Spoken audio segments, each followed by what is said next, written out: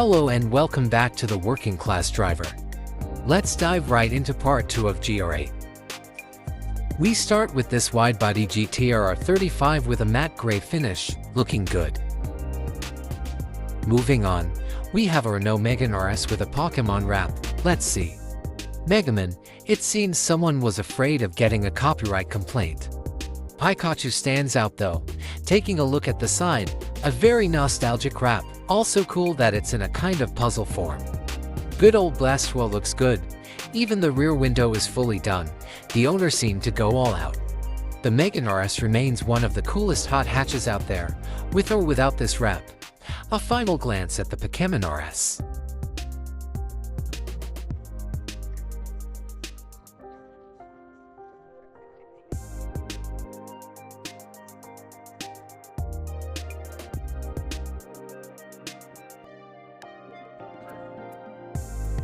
Next to the Megane RS, we see a new Beetle with an emoticons wrap, less original than its buddy next to it. Even the logo has turned into a smiley. By its side, Ford Mustang in a nice wrap.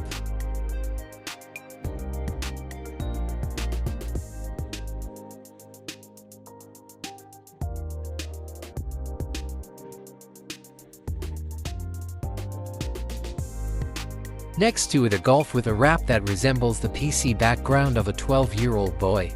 You'll understand what I mean.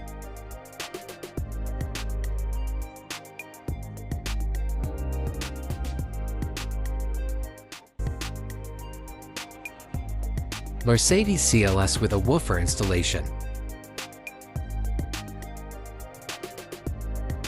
Do we see a wheel stand here? Let's take a look. Quite flashy, especially those with hearts and bears.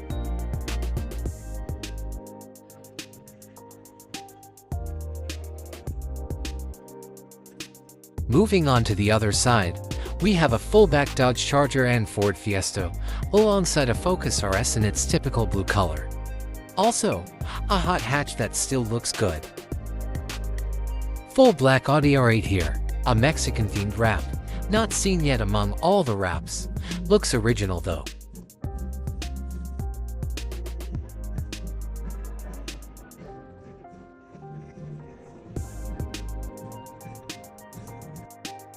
Audi TT in two-tone, also a nice project.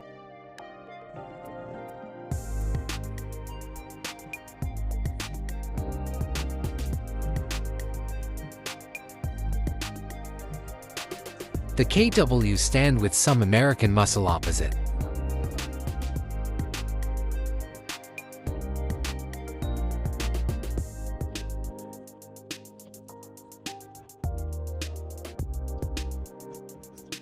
On to the next haul, and here we see a true Dutch classic, the original Opel Manta from New Kids, a very popular series and movies a few years ago. If you don't know New Kids, look them up. You won't regret it, or you will, haha.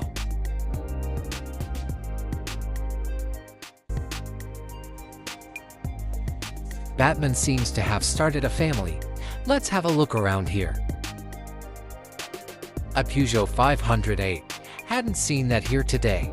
Megane RS, Audi A5.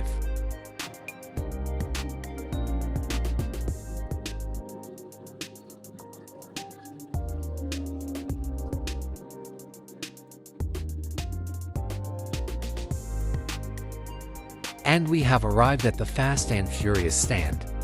I hope I can give you good footage because I could barely film earlier due to the crowds. Paul Walker's Supra is here. You can actually come to the stand and take photos from there if you pay extra. Crazy. Dominic Toretto's Dodge.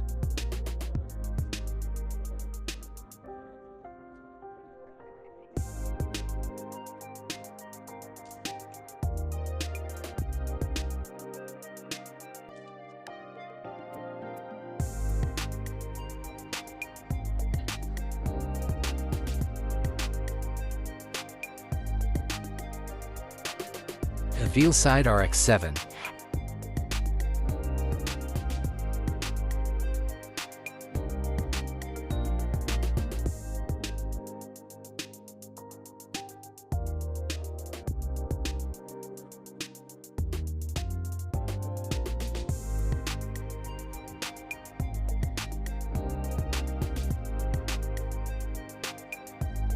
and Suki's S200. A final glance at the Supra.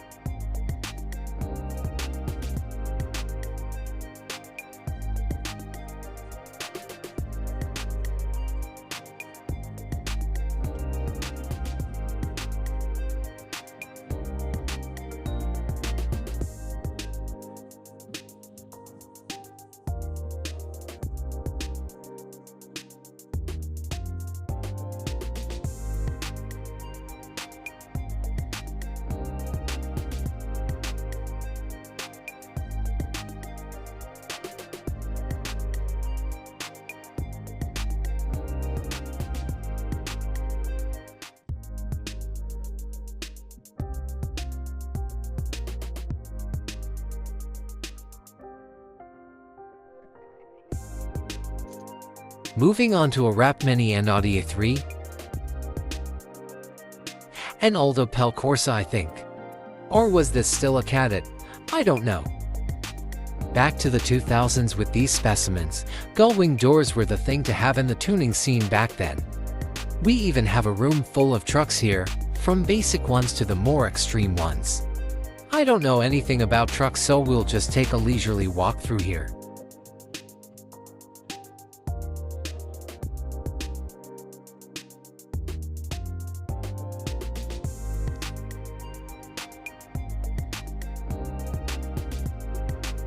And back to the hall with the old VEG products.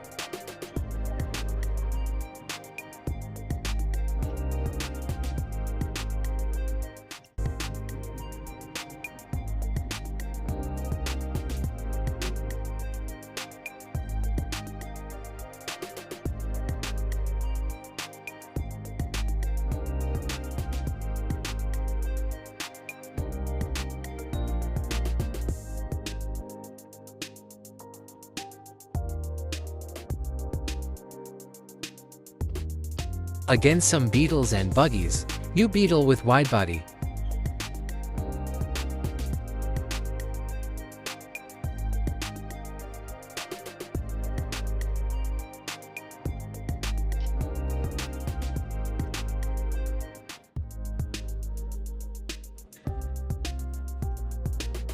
I don't know this yellow thing, to be honest. A Golf MK2, a heavily tuned Beetle here. Some more Beetles. Let's have a look around here.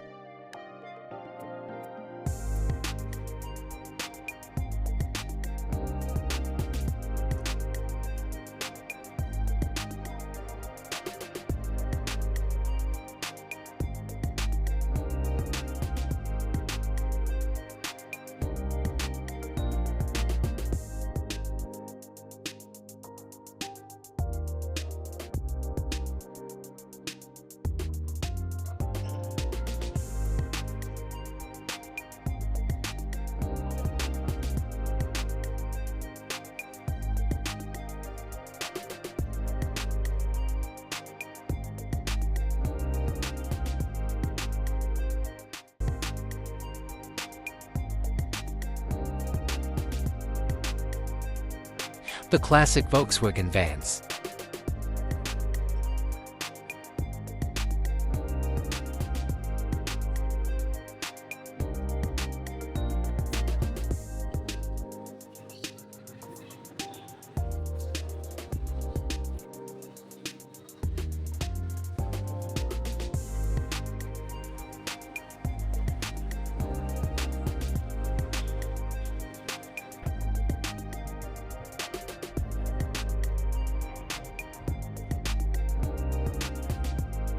A green Polo with golden accents. Looks nice.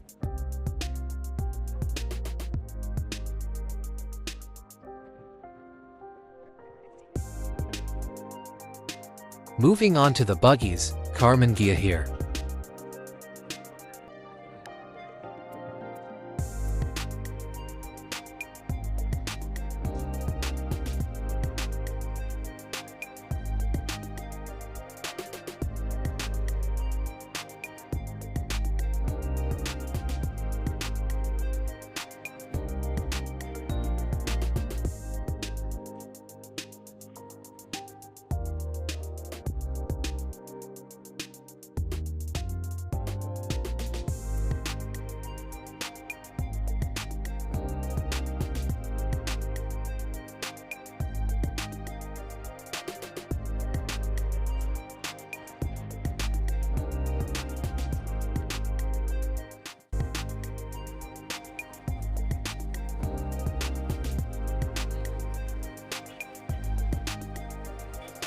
We seem to have come to a very interesting stand here.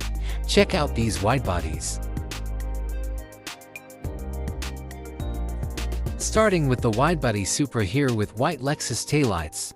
Never been a fan of that trend, but they suit this one well.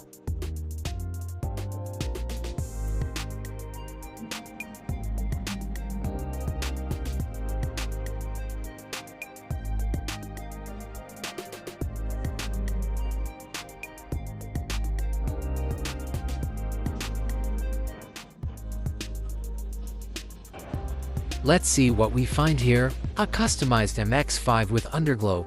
Cool thing.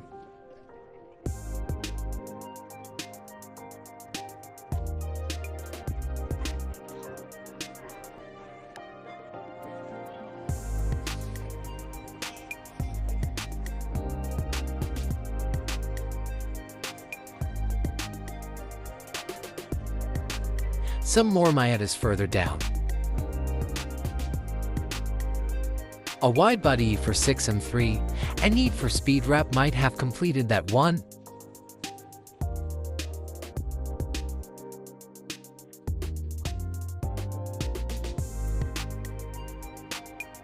Audi A5.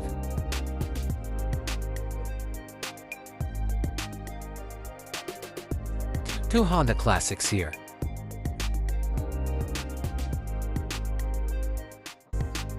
This Civic looks gorgeous. I feel like these cars exude so much purity, and especially this one radiates driving pleasure.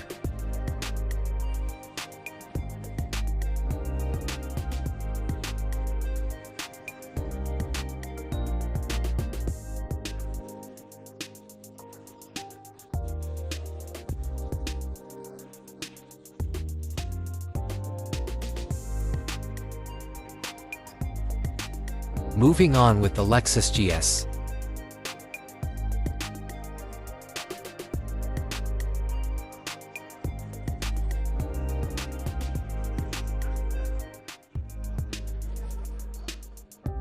A retro Nissan. Looks old, but it's not. Or at least not that old. These were produced in the 90s for the Japanese market, based on the Nissan Micro. And fortunately, I've forgotten the name of this model. Nice to see this in Belgium though. A Skoda Octavia RS.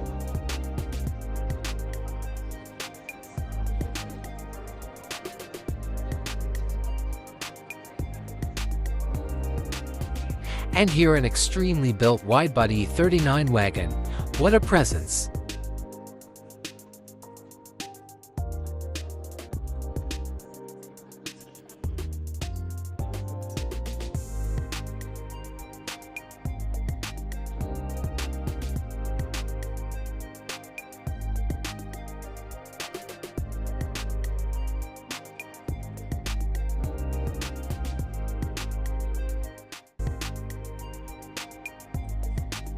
Let's take a closer look. What a machine! And it looks very good here too.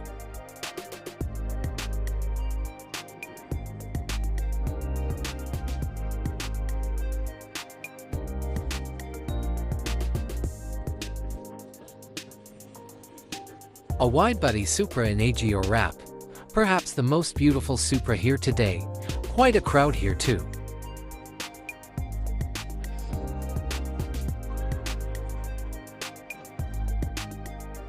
Let's take a look at this BMW next.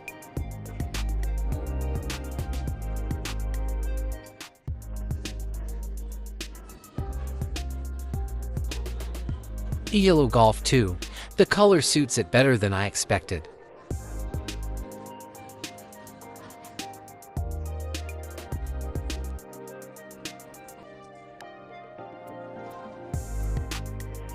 Mazda 6.